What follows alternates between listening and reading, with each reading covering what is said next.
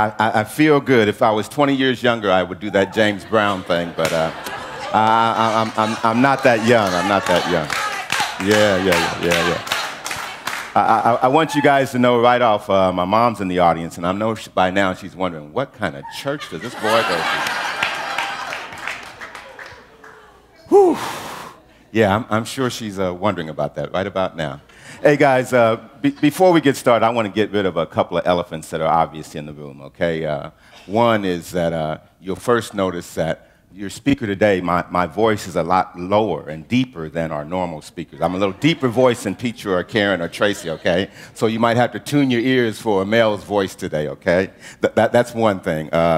Two, you might notice that I don't have a lot of props, so you won't see me with iPads walking around, and you probably won't have to see a lot of slides up there either, because I just don't trust that technology. Something's liable to get messed up. And then third, it's real obvious, so I'm just going to say it before anybody else has to say it. But don't you guys think that maybe we should get color-coordinated microphones? You agree? I think that would be one of our next moves, and being a member of the core council, with your permission, I think I'll suggest that at the next one, that we can do something different for that, okay? Hey, how many of you guys are actually reading our book of the month? Raise your hand if you're reading the Happiness Project, or if you've been attending any of the Wednesday courses or whatever. Have you been reading it?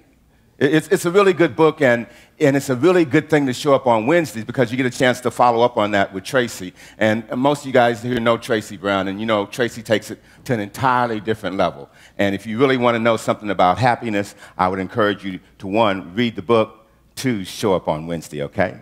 Because happiness it's a strange thing, you know, this happiness stuff. I did a lot of studying and researching before I came to talk to you guys about happiness. Now, you would think I would know a little bit about happiness. I've been around for a while. But I just wanted to make sure I got the good stuff. And I went to Psychology Today. You know, Psychology Today, that's that magazine that we always can go to when we want to know about human behaviors, right? And the Psychology Today magazine says that 1 out of 3 Americans are happy. Just 1 out of 3, okay? You know what that means? That means if you look to your left and if you look to your right, and if one of them are happy, statistically, you're not. Okay? Now, this is CSLDallas, so we're a little different crowd, so I'm sure the numbers are really a lot higher than 30%. But that's what it is for most Americans. You know, only 1 out of 3 of them are happy with the way that their lives are going. And you know what's really strange? It's the young people that bring the number down. It's the young folks. They say mostly between age 20 and 40, that's when they're not very happy. Probably because they're trying to get their lives together and that stuff. But people between 50 and 60 tend to be the most happiest people. And then those who go at 65, probably something to do with retirement, but they say once you get past 65, it gets way up into the 50%. So the young folks are the ones bringing us down to 30%. So I've got good news for you. If you're young, life only gets better. It only gets better. Yeah. And if you're old, you can share that good news with some young person about just how good it is. Because happiness is like that, you know? I've got some quotes I want to share with you guys about happiness. Just so that we get on the same page, okay? Happiness is looking at all the good and bad in any given moment, and both within us and around us, and then choosing to focus upon the good. Okay? Something good. You see that guy, John Rogers, who said that? One of the best things about whenever I speak, I learn so much because I dig and find out so much stuff. And I found out that this morning, that guy, John Rogers, okay, who I'm trying to quote, Andrew Tinker, took all of his workshops, and his family knows the guy. You got to be careful when you come up here with quotes, guys, okay? You never know where it might be happening. But I still think that's a good one by John Rogers and Pete. Now, here's another one. Happiness cannot be traveled to, earned, worn, or consumed. Happiness is a spiritual experience of living every minute with love, grace, and gratitude. That's a good one. I really like that. Yeah. And an easy one, you know, Wally Amos, the chocolate chip guy. Happiness is just an inside job. That means it's up to you. It's an inside job, okay? Now, my own personal definition of happiness, I'm going to share that with you so that we'll all be on the same level, okay?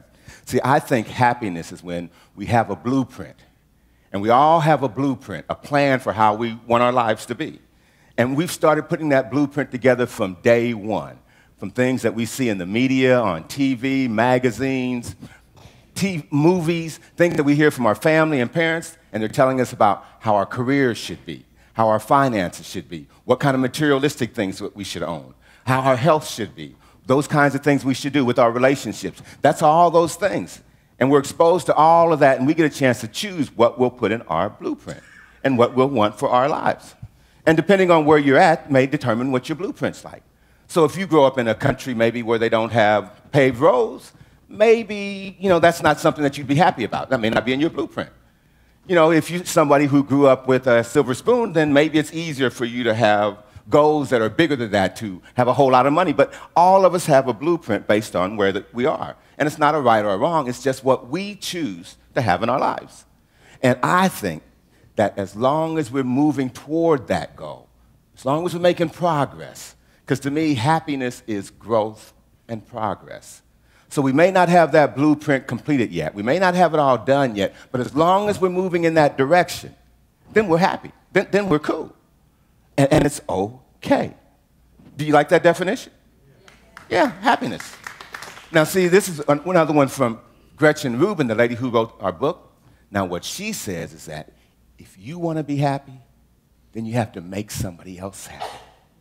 And the best way to make somebody else happy is for you to be happy. Got it?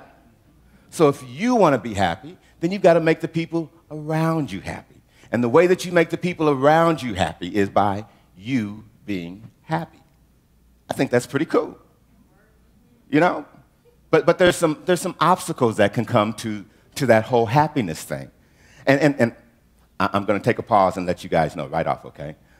The title of my talk is I'm Happy for You, okay? And I got to be real honest, I stole that title, okay? I didn't make it up on my own. I really stole it. See, what happened is I was sitting in my car listening to NPR, the National Public Radio Station, and there was an interview going on. And all of a sudden, my phone rang, and Reverend Karen is asking me, what's going to be the title of my talk? Well, on the radio, they're interviewing a lady about, and she says her book is called I'm Happy for You. Duh. Coincidences are God's way of staying anonymous, right? So I told Reverend Karen that the title was going to be I'm Happy for You. And I figured, I had a little time, I'd come up with something, I'd read the book, and I'd find out what it was really about. Well, I did. I read the book. And you know what I found out? The lady who wrote the book is named Kay Wayman, and she's from Dallas. She's from North Dallas. She might even be in the audience. So I didn't want to come up here and say, I'm happy for you, and have some little lady stand up and say, that's my thing here, okay? So I just want you guys to know where I got it from, okay? And it's a good book. If you get a chance to read it, okay? It's really cool. But her anecdotes, her stories didn't fit me. Hers were about being a housewife and being in competition with other housewives to have the best family. Well, that doesn't quite fit me, so you'll hear something different from me. But the whole idea about being happy for other people, that's where I got it from. And what I studied is that there's a lot of obstacles, things that get in our way that keep us from being happy for other people. One thing is competition. Another thing is not sharing. And another thing is just not forgiving and being loving with other people. For me, that competition one, that's a big one. That's a real big one. Matter of fact, when I came to Tracy's Wednesday night session and we had to write down the 10 things that would make us happy, 8 of my 10 things had something to do with competition. Me being the best at this, me being the best at that, me being the best at that. I'm just stuck on this competition one. So I'm going to let it be known right up front, okay? And I'm going to tell you my story so you know where I get it from. Because all of us have a story for our own neuroses, right? Okay? So mine was because I was a little bitty guy. And I always felt like I had to prove myself, and that got me into competition. See, when I was in high school, believe it or not, I stood 4'10.5" inches tall. I wasn't as tall as Tony, okay? I was short. And when you're that short, you got to do things different. So even when I would try to play sports, the coach wouldn't want to let me play, that kind of stuff. So when I made the basketball team, the coach told me, "You're too short. I'm not going to let you play." And that was one of those times that my dad didn't come to my defense to make sure, things were taken care of. So I had to do the next best thing, and I went out for wrestling. That way I figured I'd get some guys my own size, at least, and I could compete. Now, even the smallest guys back then were still 10 or 20 pounds heavier than me, so it really was tough. And I wasn't that good. But competition, you guys are Americans. You know what we think about competition. Competition brings out the best in people. Competition is what makes us grow. Competition is what makes us better than everyone else. And we're big on competition. Well, I am too, but my first year of wrestling, I lost every match.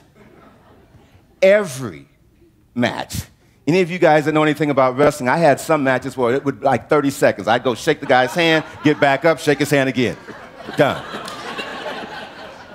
And I was a pitiful loser because I would cry and weep, and oh, it was terrible. I was so bad that my family quit coming to see me. I was bad. But that element of competition, wanting to be the best, there's something that was in me that wanted me to be better, to grow, to progress. That made me go back and learn the moves. That made me go back and practice harder and work harder. And the next year, the second year, I won as many as I lost. And the third year, I made it to the state championship. And I won. Yeah. So competition did me fine. Competition got me a wrestling scholarship to college. And I wasn't just competitive with sports. I was competitive in school. The only reason I got an A was because that was the highest grade they were given. You hear me? If they were given a higher grade, I'd have got that. Any of you know about grading on the curve? We used to get grades on the curve, and I'd get beat up every day because I would blow that curve out of the water. Nobody got an A but me. I was that competitive, and it served me very, very well. But, I wanted to find a way to balance that because, well, you guys at CSL, you guys know about competition because there's some competitive people here. You guys know Kathy, right, our golfer? Do you think you can be an LPGA golfer and not be competitive? The lady is extremely competitive. And I've played golf with some other guys around here, and believe me, even though people like Randy, Craig, and Jeff, they'd help me with my swing, they weren't trying to lose, they were trying to win. It was about competition. And that's what gets us better. But see, for me, I always had a problem as a child where I would hear a message at church or a spiritual message and then try to fit that in my real world, and I've been around science of mind for years, okay? Probably longer than anybody else in the room, but years, okay? And I believe and I understand that we are all one. I get that, and I understand that everything we see is just God's body in manifesting. I understand that. And within that is a spirit that we all share. And we all are ruled and dictated by some universal intelligence, some kind of law. I get all of that. And we are all one. And what happens to me affects you and all that kind of stuff. But when I'm competing, I could care less. When I'm competing, I'm not trying to be nice to that other guy. I'm trying to beat him. The first time, the second time, the third time. I had to learn how to let young kids win when we played, basketball. Because I told myself, well, it's better for their confidence. They needed more than I needed. But that was hard for me because I like to compete. So I had to find a way to make my competitive thing fit with my science of mind. And it goes back to the very first principle, the first law of science of mind. It's just simply cause and effect. I don't believe in luck. I think luck is when preparation meets opportunity. And when I have prepared and when I have worked hard, when I've done my work and done my homework, then I win. If I don't do that, or if somebody else does more than me, then they win. And you know what? I can appreciate that. I can even honor that. I can even say, I'm happy for you. I'm happy for you. That's a good thing. So for me, it's good that I can now find a way to match my spiritual practice with that competitive edge that, that I have. And I can truly tell you that when I compete against other people, I really am happy for those folks who lose and don't win. But that's one of those obstacles. And if you're not careful, competition can lead to conflict and comparison and all kinds of other issues. And you really don't want to go there if you want to be happy or if you want the people around you to be happy. What you want to do is you want to get past that second obstacle, which is about sharing. Sharing. Giving not only of your talents, but giving even of your finances to other people. You know, one of the things that brings me the most joy in my whole life is I am an uncle. And some of my favorite people in the world call me Uncle Michael. I have tons of nieces and nephews and great nieces, grandnephews, whatever you call them. I got tons of them. And you know what I love to do best? I love to give them money. I do. It doesn't really matter whether they need help with their tuition. I love it when they ask and I can give them some money. If they're trying to buy a new car, I love to be able to give them some. If whatever it might be, I just love to give them money. Now, I don't tell none of them that. Okay? And don't any of you tell them either. Because you know they would just take advantage of it. But to have the ability, one, to give and to help out, do you know how good that feels? I was telling the folks this morning, have you ever had anybody shampoo your hair? Oh, doesn't it feel good?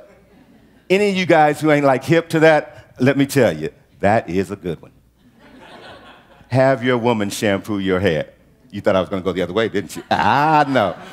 But it's something that happens when we give back and forth to each other. And even when we give our gifts, our talents, our money, that still does work. You know? It makes you happy to give. When I was looking up information about happiness, I found out about this lady who's got the Guinness Book of Records for being the most unhappy person ever. I didn't think they kept records on stuff like that. But they really do have her in the book as being the most unhappy person in the world. And she was also the biggest miser of her time. You know, she didn't share, she didn't give of any of her gifts with anybody else. I don't know if you guys have heard of her, but her name was Hetty Green, okay? And Hetty Green was born back in the 1850s. She came from a family of Quakers in New England, okay? And by the time she was born, her grandfather and her father had a successful whaling business, and they were making buku money, okay? If you know anything about our country, well, the whaling business was like being in the oil business nowadays, or natural gas. That was a lot of money. And by the time they say she was 3, she could read. By the time she was 6, she was reading and discussing the financial pages with her father. By the time she was 16, they say she was off to college. This was a smart little lady. She came back and she ran the company's business, okay? And as the company was, the country was changing, going from whaling, she made great investments, did great stuff. Her grandfather died, left her millions of dollars. Her father died, left her millions of dollars. Her mother died, left her more millions of dollars. Her aunt died, left her millions of dollars to charity. The lady forged the will and got her money too. She was rich. You hear me? But she was a miser. She wouldn't share anything with anybody. And I don't know about you guys, but you know, you can have all the success, all the money, all the whatever you want in the world, but if you don't have somebody to come home and share it with, sometimes that can be a little empty, you know? It's like you're just hollering in the wind if you can't say, hey, look what I did, and somebody says, that's a good job, Michael. You know, you need somebody like that. And this lady didn't give anything to anyone. They said that she would eat cold oatmeal rather than pay a heating bill. Her son broke his leg, and instead of paying the surgeon $150 to have it fixed right, he had to have his leg amputated. She wouldn't let her daughter get married for 10 or 15 years until she was ancient, was 30 back then, okay? Because no man made enough money or would sign a prenup for her. She was that kind of miserly person. And she ultimately died arguing about the value of skim milk. And she had a stroke. And you know what happened? All of her money, of course, went to her kids. She had 2 kids, Sarah and Ned. They got all the money. Now, I'm going to give you guys a little side note, because sometimes when you trip on this stuff and you just do that research, oh, it gets to be so rich. Well, here's what happened. This even connects to you guys in Dallas. Ned moved to Fort Worth, Texas. Yes, he did. He was a philanthropist in Fort Worth, Texas. He hooked up with this black guy named McDonald over in Fort Worth, Texas, who became the first black millionaire in Fort Worth and had the first black bank. That's a little extra stuff. Nothing about happiness, just a little extra stuff. Isn't that cool how that works, though? So when this lady died, you know what? A couple of $100 million went to her kids, and they ultimately gave all of it away except $1 million. They gave all their money to 64 different colleges, universities, churches, nonprofits, and all that. Gave it all away. And she was known as the Witch of Wall Street during the days of Jay Gould and J.P. Morgan and those guys. Had all of that, died alone, sad, and all what she had was given away. The moral of the story, folks, is that one day all you have shall be given. Doesn't matter who you are, but all you have will one day be given. So I say, hey, why don't you be the one to give it away instead of it being your inheritors? Share with some other people. You know, it makes a big difference. And it doesn't even have to be big stuff. You know, everybody can do a little something. You know, I'm not like Nettie. I don't have a whole bunch of money. And really, I don't give my nieces and nephews all my money. You know, but there are things that we can all do. Example, my one prop. This bag, okay?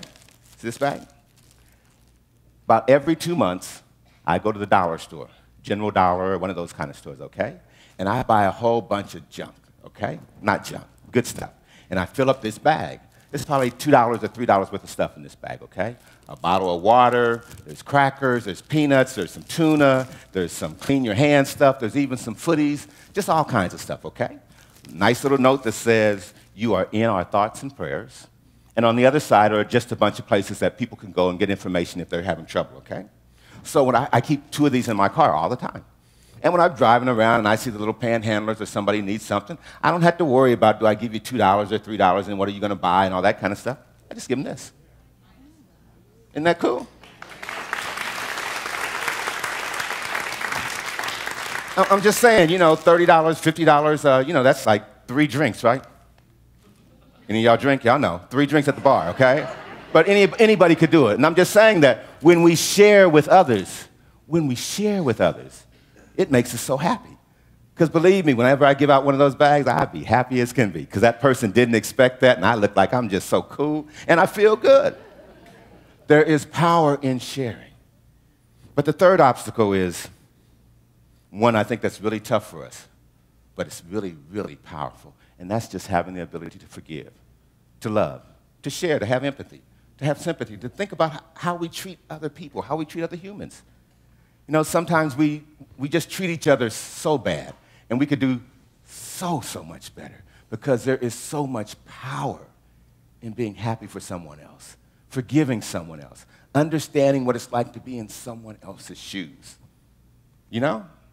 Hey, in our country, if you guys have been paying attention, I know you've been paying attention, for the last, 6, 7, 8 months, we've had riots, we've had looting, we've had all kinds of disagreements, right?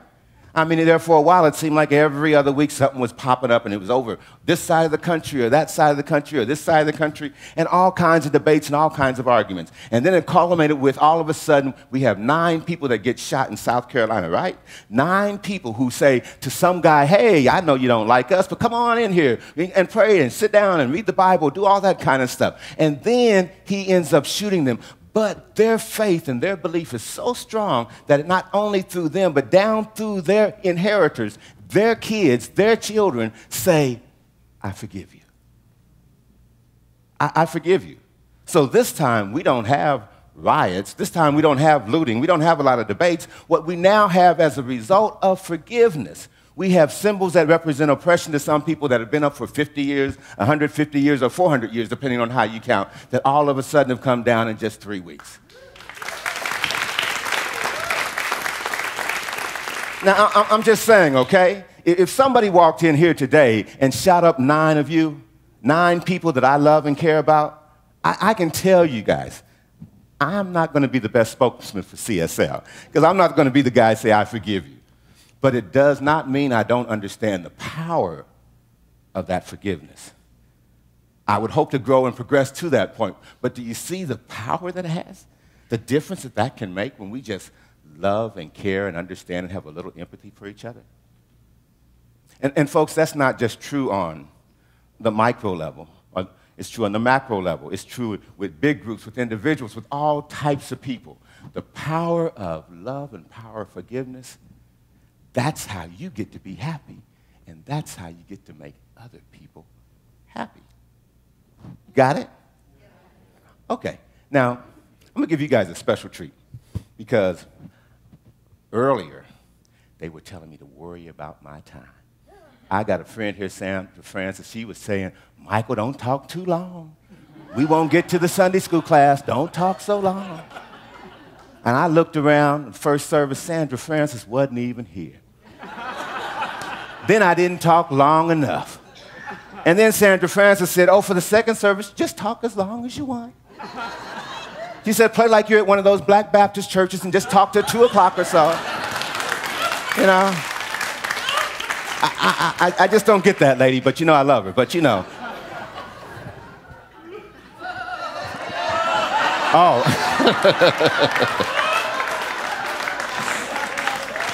For those who don't know, Miss Sandra Francis.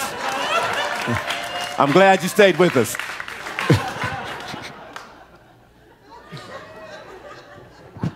Okay, you guys are not going to see me turn purple on that one. But I have a very special lady that came to visit me. And she took the time to even show up today. I call her my mother-in-love. That's her right back there. Little black lady right there. Yeah, that's her. See her? Mm-hmm.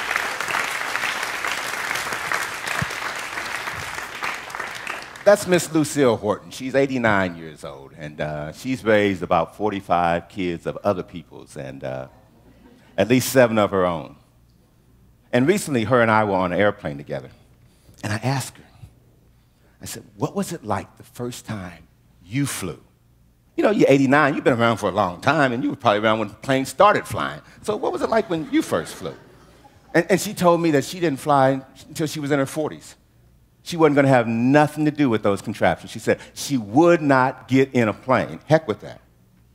And then one time she got a call, and her firstborn, her oldest son, her first son, who had moved to New York, had been shot. And they said that he probably wouldn't make it to the next day. He had less than a day to live. And she said, Michael, I got on that contraption, I got on that plane, and that plane could not move fast enough to get me to my baby. And she got on that plane, and she said that when she arrived at the hospital, her son didn't die the next day. He hung around for a little while. But the guy who shot him, okay?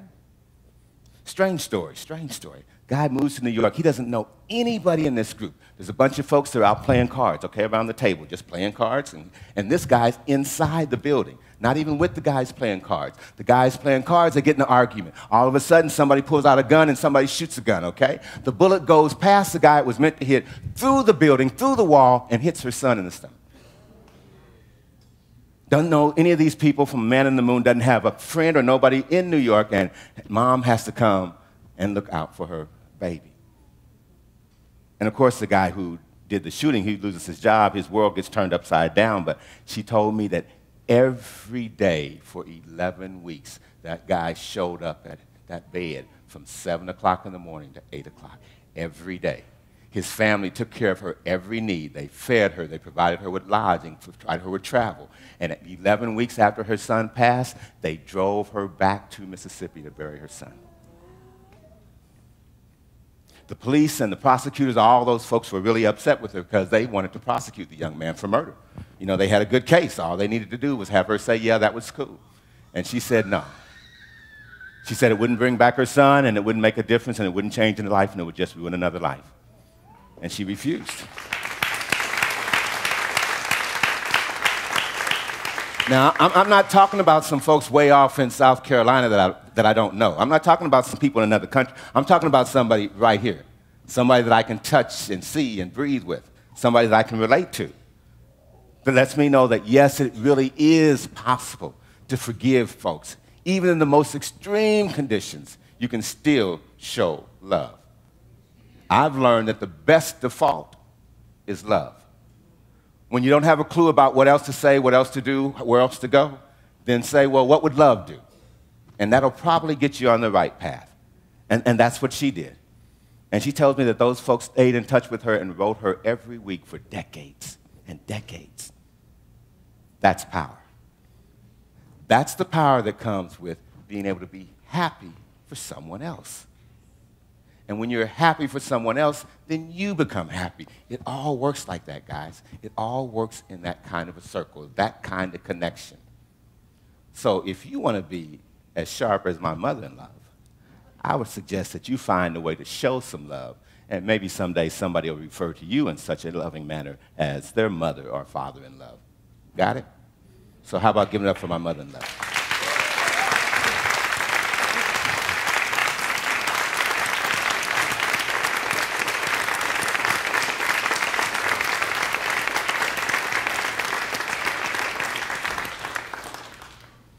So I'm going to help you guys get there, okay?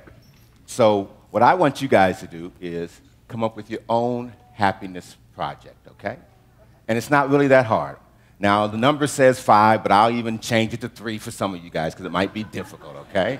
But the first thing is just come up with 3 to 5 attributes that you have, something special about yourself, something really cool about you. Because if you can't love you, you can't love anybody else, okay? And first, you better start liking yourself because that's the best you got.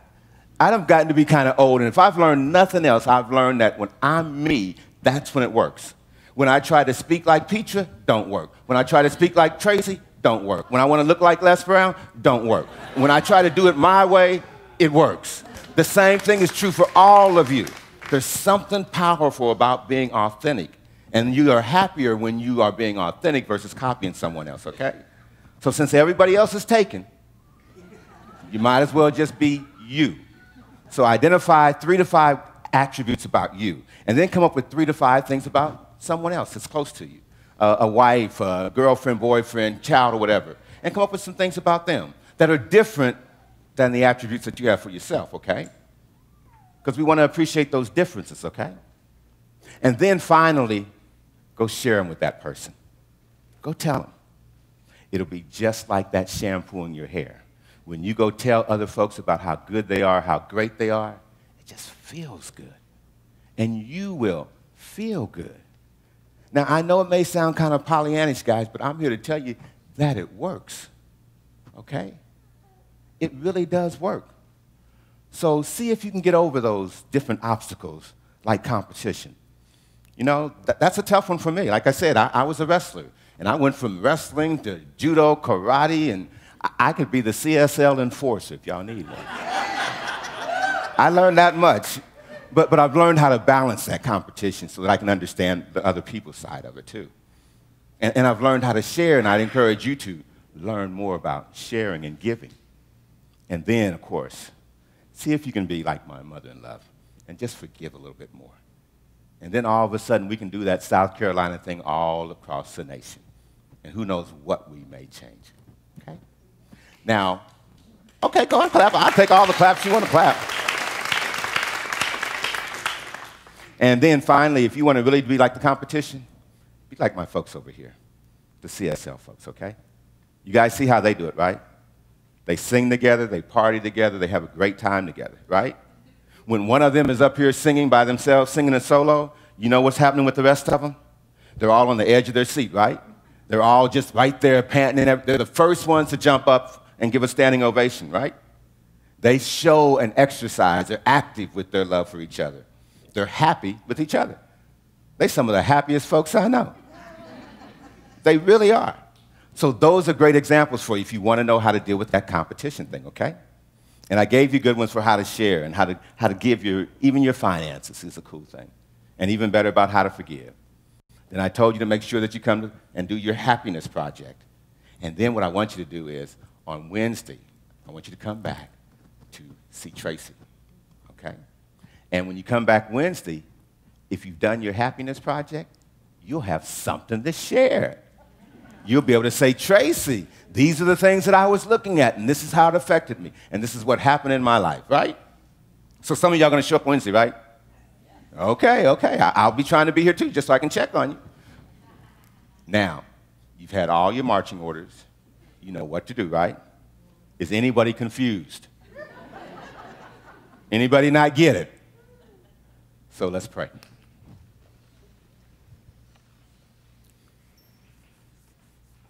with bowed heads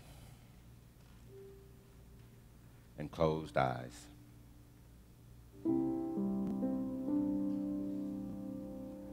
We take a deep breath and feel this moment.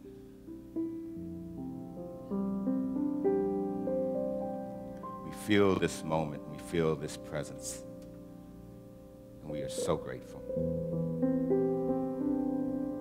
In this moment, we know and we recognize that we are all connected, that we are all one, that we are all part of the manifested body of God that shows up in all of creation. We are all connected through one spirit, dictated by universal intelligence, with the ability to choose and control our own lives. We're so blessed, so grateful to be in a community of people who are happy for themselves and happy for each other. We are so grateful. And we know that we will take this feeling of happiness and joy out into the world, out into all of our relationships. It will have an effect on our health, our finances, our relationships, and all parts of our lives. We know right now that our days, our weeks will be full of happiness. We know new ways to handle obstacles like competition, lack of sharing, not forgiving. We have new ways to practice loving each other, forgiving each other, just being happy with each other. And because as we know, as we speak these truths, that these truths are done, it's already handled, it's taken care of. So we are grateful. We are grateful for our opportunity just to be all that we can be, and mostly just to be happy. Just to be happy. And we're committed to passing that happiness on to others, spreading it throughout our entire lives. I'm happy for you. I'm happy for you. And I'm so happy for you.